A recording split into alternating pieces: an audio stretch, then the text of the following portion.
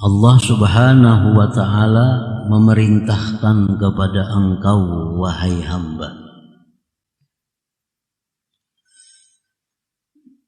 di hadhihi dunia, di negeri dunia ini. Allah perintahkan kita memandang Allah melalui ciptaan-ciptaannya dengan mata hati engkau. Artinya kita disuruh oleh Allah agar menggunakan mata hati untuk melihat Allah pada segala ciptaan-ciptaannya.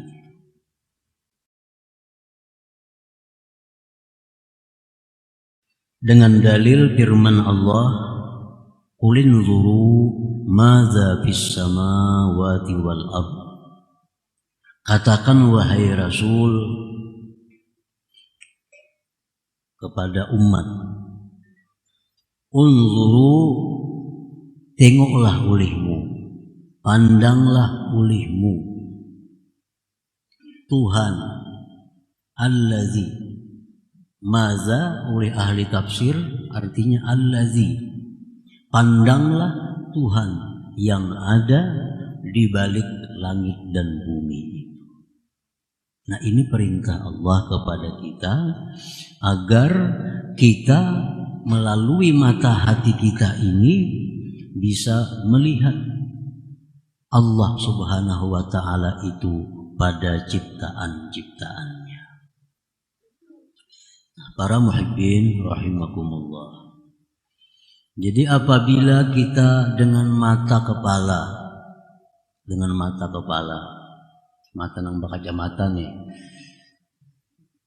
itu artinya apabila kita dengan mata kepala ini melihat sesuatu yang indah di alam dunia ini, maka hendaknya mata hati kita bersamaan dengan itu melihat itu adalah keindahan Allah Subhanahu wa ta'ala. Jadi artinya kedua mata ini berfungsi. Kedua mata ini berfungsi.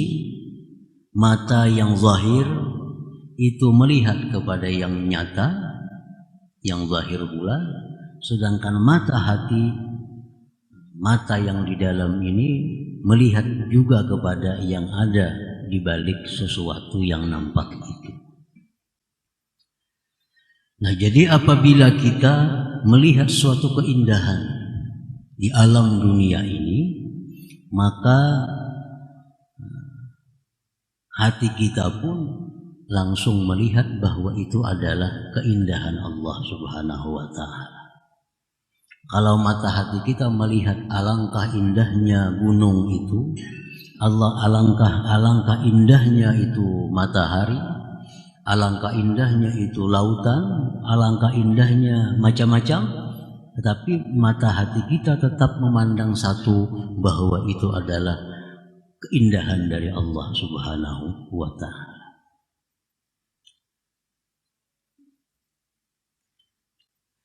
Nah, apabila mata hati kita, bila mana mata hati kita sudah bisa bersatu dengan mata zahir ini, melihat suatu keindahan tadi, bahwa mata hati kita melihat itu adalah indahnya Allah, nah, maka ucapan yang kita keluarkan dari mulut kita ini adalah tidak ada lain dari ucapan alhamdulillah. Segala puji itu bagi Allah.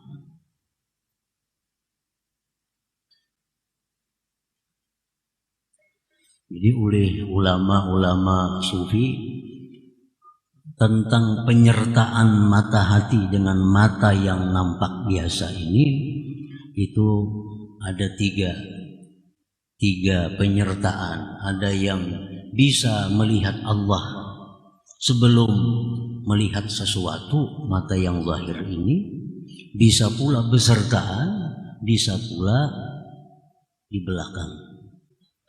Nah, begitu kita melihat sesuatu yang indah, hati kita, mata hati masih belum bergerak. Nah, kita melihat sesuatu yang indah, tapi di belakang itu mata hati kita memandang itu adalah indahnya Allah Subhanahu wa ta'ala. Dan itu ada menimbulkan satu rasa kenikmatan di dalam hati itu. Sebagaimana mata kita yang zahir ini dingin. Nah, sebagaimana mata yang zahir ini dingin dengan memandang keindahan, maka hati kita pun begitu sejuk begitu memandang itu keindahan Allah Subhanahu wa ta'ala. Nah, apabila kita melihat dengan mata yang zahir ini, dengan mata yang nampak ini sesuatu yang menyedihkan, sesuatu yang menyakitkan. Nah, mata yang zahir melihat sesuatu yang menyedihkan, sesuatu yang menyakitkan, sesuatu yang tidak nyaman. Nah, di situ mata hati kita melihat bagaimana kekuatan atau keperkasaan dari Allah Subhanahu wa ta'ala. Orang yang sakit, orang yang menderita, orang yang dalam keadaan susah, orang itu pasti ingin senang. Nah, pasti ingin bahagia. Pasti. Tapi disitulah Allah dengan kekuasaannya, dengan keperkasaannya, sehingga orang yang ingin sihat, orang yang ingin kaya ini tidak berdaya. Dan disitulah Allah menampakkan Allah itu perkasa. Nah, jadi begitu kita melihat ada orang yang menyedihkan, ada orang yang menyakitkan menurut pandangan mata zahir kita ini, maka di situ mata hati kita melihat begitu perkasanya Allah Subhanahu wa ta'ala. Nah, begitu perkasanya Allah, begitu kuatnya Allah. Nah, dengan demikian bahwa mulut kita secara otomatis akan keluar ucapan la haula wala quwata illa billah. Melihat sesuatu yang kada nyaman, sesuatu yang nista. Nah, di situ kita melihat begitu perkasanya Allah, begitu kuatnya Allah. Nah, jadi mulut kita mengucapkan la haula wala quwata illa billah. Nah, itu yang dikehendaki Allah dan disuruh Allah kita ini agar selalu demikian. Sehingga walaupun mulut kita tidak berzikir, tapi hati kita selalu berzikir kepada Allah Subhanahu wa ta'ala. Dan hati yang berzikir ini tidak ada batasan tempat, tidak ada batasan waktu, tidak ada batasan apa-apa. Hati berzikir di dalam jamban berpahala, hati berzikir dalam keadaan bersetubuh berpahala, hati berzikir dalam keadaan apapun berpahala. Tapi kalau zikir lisan ada batasan-batasan. Dalam sini kita kada boleh berzikir, waktu ini kada boleh berzikir. Tapi kalau hati dimanapun, kapanpun, dalam keadaan apapun diberi pahala kalau kita berzikir. Nah, para muhibbin rahimakumullah. Nah, kalau kita melihat orang-orang yang mulia, melihat orang-orang mulia, artinya mata zahir kita ini melihat ada orang yang dimuliakan, melihat ada orang yang dihormati. Nah, di situ mata hati kita sudah melihat bahwa itu adalah Allah Al-Mu'izz yang maha memuliakan. Nah, hati kita sudah melihat bahwa orang itu mulia karena Allah Al-Mu'izz yang memuliakannya. Orang yang mulia ini bukan orang kaya. Orang yang mulia itu bukan orang yang tinggi kedudukan, pangkat, jabatannya, bukan.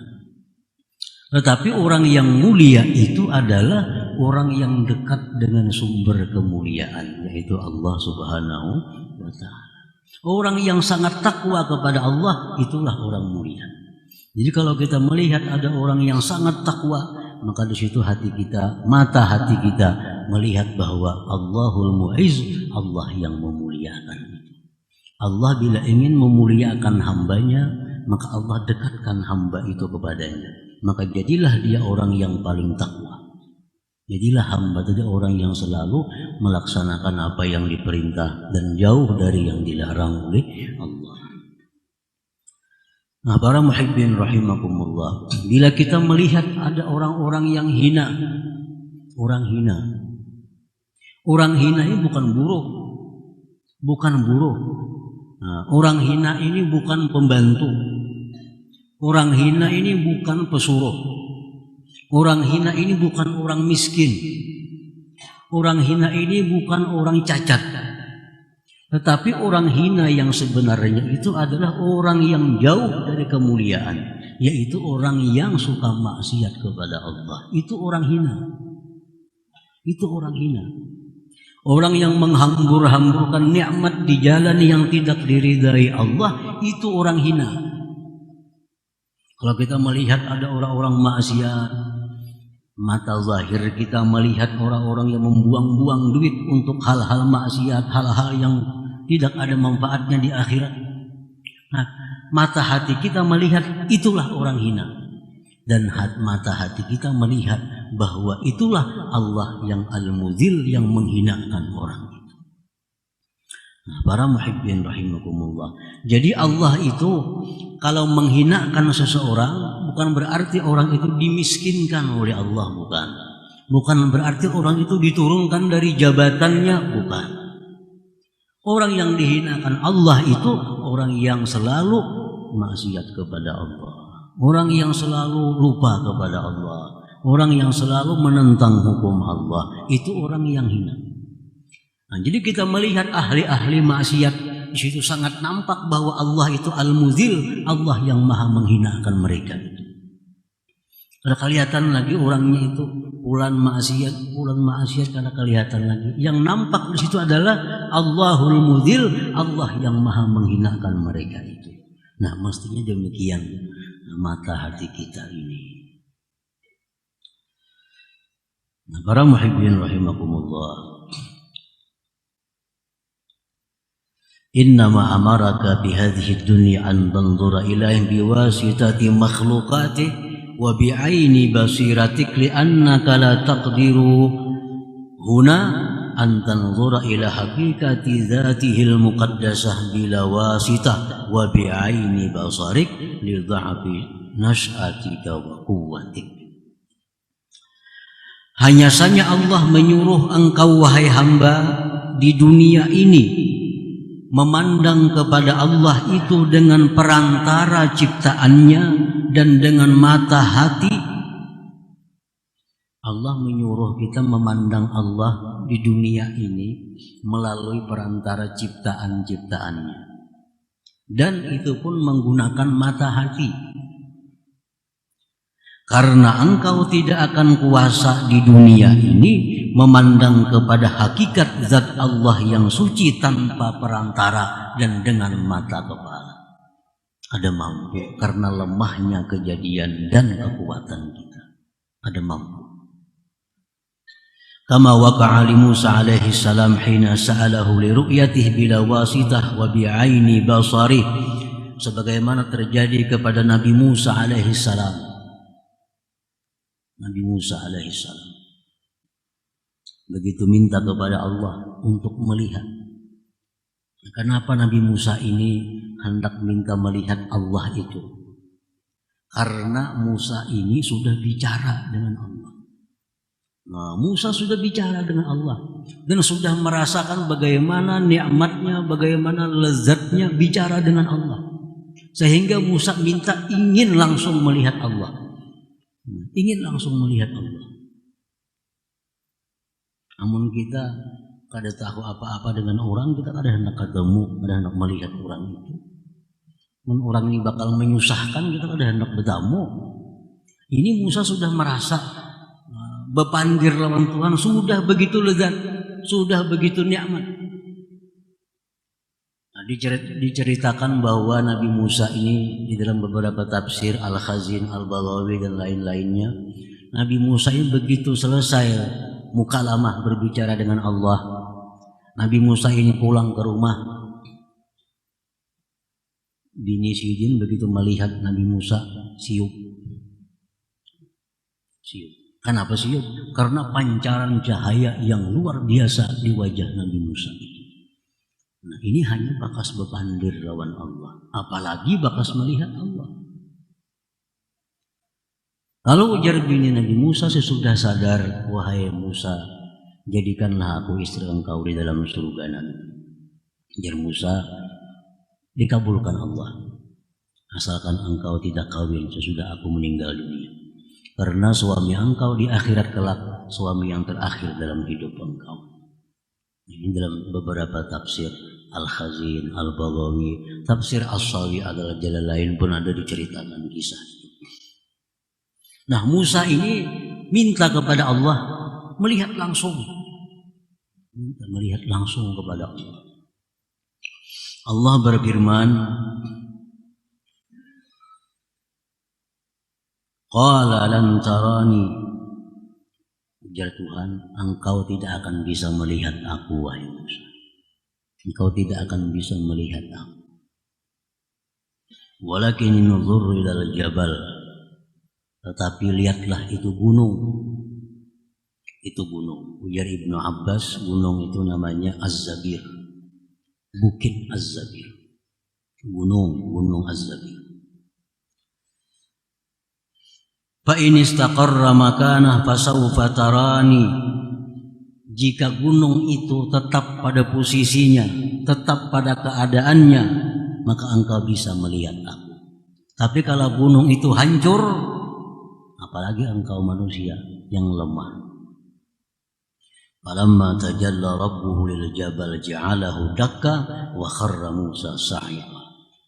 Manakala Allah menampakkan cahayanya, ujar ahli tafsir hanya sekedar ujung kelingkingan. Allah membuka cahayanya kepada gunung yang besar yang kokoh Zabir tadi. Nah, ja'alahu dakka, gunung itu terbang hancur berkeping-keping. Dan wa kharra Musa sa'ika, Musa pun tersungkur pingsan. Gunung tadi terbang hancur. Ujar sebagian ulama tafsir, hancuran gunung Az-Zabir itu 3 bagian gugur di Mekah. Jadilah Jabal Sur, jadilah Jabal Nur, jadilah Jabal Sabir. 3 bagian gunung tadi gugur di Madinah, jadilah Jabal Uhud, gunung Uhud. Yang kedua Jabal Warqan, yang ketiga Jabal Radwa. Itu bekasan daripada tajalli cahaya Allah kepada gunung yang dulunya berada di Mesir, yaitu gunung Az-Zabir. Nah, para muhibbin rahimakumullah. Jadi itu kenapa kita tidak akan bisa melihat Allah dengan mata ini di alam dunia ini. Nah, karena kelemahan kejadian kita ini, nas'at kejadian kita ini lemah. Tidak akan mampu untuk melihat langsung dengan mata kepala, melihat Allah Subhanahu wa ta'ala. Nah, para muhibbin rahimakumullah. Wa fil akhirah yakshifullahu lak an kamali dzatihi litarahu bi'aini basarik. Nah, di akhirat kelak, di akhirat Allah bukakan bagi engkau tentang kesempurnaan zatnya, agar engkau lihat Allah dengan mata yang zahir engkau. Nah, di akhirat kita di dalam surga, Allah membukakan dia sehingga kita bisa langsung melihat dengan mata kepala yang zahir ini bagaimana sempurnanya zat Allah yang maha suci. Faru'yatul 'abdi li rabbih fil akhirah ala hasabi tajallihi lahu fi hadhihi dunya. Maka melihatnya seorang hamba bagi Tuhannya di akhirat itu sekira-kira nampaknya Tuhan bagi si hamba pada dunia ini. Jadi di akhirat itu kita melihat Allah tergantung bagaimana mata hati kita melihat di alam dunia ini. Kalau dalam dunia ini mata hati kita masih kabur melihat Allah melalui ciptaan-ciptaannya ini, maka di akhirat pun kita melihat Allah kabur walaupun dengan mata yang jelas, yang nyata. Jadi bagaimana nampaknya kita melihat Allah di dalam surga itu tergantung bagaimana nampaknya mata hati kita melihat Allah di alam dunia ini. Nah, para muhibbin rahimakumullah, berapa sering kita bertemu Allah di surga itu tergantung berapa sering kali mata hati kita melihat Allah di alam dunia ini. Jadi ukurannya memang dalam dunia. Nah, para muhibbin rahimakumullah, kemudian dilanjutkan oleh Imam Ahmad Ibnu Athaillah di dalam hikmah yang ke-114 tentang alasan kenapa Allah menyuruh kita untuk menyaksikannya dengan mata hati kita di alam dunia ini. Nah, ini hikmah yang ke selanjutnya. Alima minka annaka la tasbiru anhu fa ashhadaka ma baraza minhu. Artinya alima adama sabrik an ru'yatihi bi'aini basari. Allah mengetahui bahwa engkau tidak akan bisa sabar untuk melihat Allah dengan mata yang zahir ini. Nah, orang yang sudah merasakan dirinya ini selalu dilimpahi nikmat oleh Allah, orang yang merasakan bahwa dirinya ini selalu disayang Allah, orang yang merasakan dirinya selalu dalam lindungan Allah, orang yang merasakan dirinya setiap detik dibelai disayang oleh Allah, maka orang ini pasti akan rindu untuk melihat bagaimana Allah itu. Ya, hanya kabar-kabarnya aja. Setiap detik datang kiriman dari Allah, sekejap mata datang kiriman dari Allah. Kita bergelimang dengan nikmat Allah. Nah, orang-orang yang arif itu oleh karena demikian mereka sudah tidak sabar lagi untuk bisa langsung melihat Allah Subhanahu wa taala dengan mata yang zahir ini. Nah, Allah tahu bahwa orang-orang arif itu tidak sabar untuk melihat Allah. Fa ashhadaka iyyaha litarahu biha bi'aini basirati. Maka Allah berikan kepada mereka itu musyahadah Allah dengan mata hati, sehingga mereka bisa melihat Allah melalui ciptaan-ciptaan Allah Subhanahu wa taala.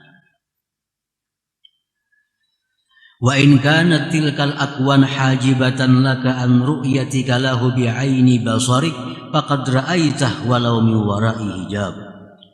Dan sekalipun itu ciptaan-ciptaan Allah menjadi penghijab, menjadi dinding bagi engkau daripada melihat Allah dengan mata yang nyata ini, maka sungguh engkau telah melihat Allah dengan mata hati walaupun dari belakang hijab. Jadi walaupun Allah itu terdinding dengan ciptaannya di alam dunia ini bagi mata yang nyata, tetapi dengan mata hati Allah itu sebenarnya maha nyata, maha nampak pada ciptaan-ciptaannya. Nah, orang-orang yang diberi Allah demikian, orang-orang yang mata hatinya itu sudah jalan seperti tadi, orang-orang yang sudah bisa menyaksikan mata hatinya keindahan Allah, keperkasaan Allah pada tiap-tiap ciptaannya, maka itu adalah karamatun minallahi laka. Itu kemuliaan yang diberikan Allah kepada engkau. Kalau kita tuh sudah bisa macam itu, kita ini sudah bakaramat, artinya sudah bakaramat. Sudah bakaramat itu Allah berikan karamat kepada engkau. Kalau kita bisa melihat sesuatu yang indah, nah kita lihat indahnya Allah di hati, jangan diucapkan di muntung itu, khawatirnya tak muntung nih kita nih. Jadi bahan pemandiran. Ini urusan aini basiratik, urusan mata hati engkau. Jadi mata kepala tetap indahnya gunung itu tetap mata hati. Mata hati yang menyatakan itu adalah indahnya Allah Subhanahu wa taala. Mata yang nyata tetap menyatakan bahwa indahnya itu laut, tapi mata hati menyatakan indahnya Allah Subhanahu wa Ta'ala. Nah, bila kita bisa selalu demikian, itu karamatun minallahi laka. Itu karamat yang diberikan Allah.